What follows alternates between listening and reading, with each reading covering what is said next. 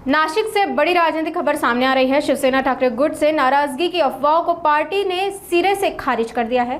Party नेता सुनील बागुल ने साफ कहा है कि संगठन में कोई नाराजगी नहीं है और अगर कभी कोई नाराजगी होगी तो स्वयं उद्धव ठाकरे उस पर ध्यान देंगे। आत्ताच आमचे उपनेते सुधाकर बडगुजर यांची स्टेटमेंट केले। त्या स्टेटमेंटनुसार माझ्या माहितीनुसार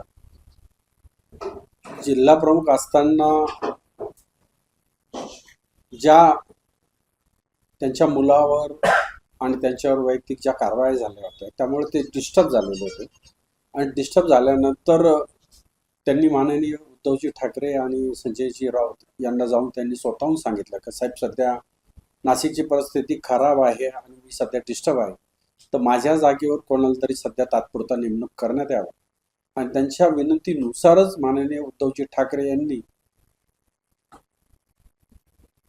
त्यांच्या जिल्हा प्रमुख पद काढून डी.जी. सुरोशी यांना जिल्हा प्रमुख दिलं होतं। त्याच्यामुळे नाराजीचा काही संबंधच उरत नाही। दुसरा प्रश्न,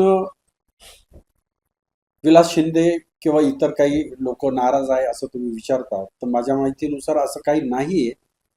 कारण विलास शिंदे त्या मुलीचं लग्न असल्यामुळे ते महिन्याभरापासून त्या लग्नामध्ये कामात व्यस्त होते आणि त्यांनी सांगितलं होतं की लग्न झाल्यानंतर मी सक्रिय होईल।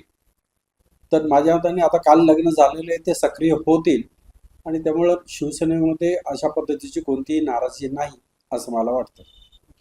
नाही, संजय राऊत आणि आम्ही एकत्र संघ एका गाडीमध्ये होतो। त्यांनी संजय राऊत यांची परवानगी घेतली होती की मला काही प्रश्नांकरता मुख्यमंत्र्यांना भेटायचं आहे आणि संजय राऊतांची परवानगी घेऊनच ते माननीय मुख्यमंत्री साहेबांना भेटले आणि त्यांना निवेदन पण दिलं होतं। अशा खळबळी मधून होत असतात, पण त्या 2-4 दिवसानंतर शांत पण होतात आणि ह्या पण 2-3 दिवसानंतर शांत होतील आणि आम्ही सगळेजण पुन्हा कामाला लागू।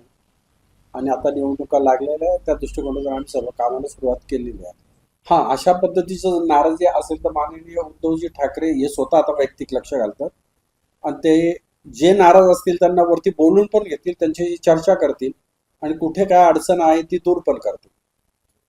हो, हे बरोबर आहे तुम्ही जसं विचारतात ते। शेवटी सत्ताधारी पार्टी आहे आणि त्यांच्याकडे सगळे साम दाम दंड सर्व, आणि ह्या दृष्टिकोनातून लोक घाबरतात। हल्ली ॲक्च्युली भारतीय जनता पार्टी असेल किंवा शिवसेना असेल, लोकांच्या मनामध्ये घबराट आहे आणि त्या दृष्टिकोनातून पुढचं आपलं भवितव्य बनवायला पाहिजे, फ्युचर बनलं पाहिजे, या दृष्टिकोनातून सत्ताधारी पार्टीकडे जाण्याचा ओढ लोकांचा असतो। तुम्ही विचारलेला प्रश्न बरोबर।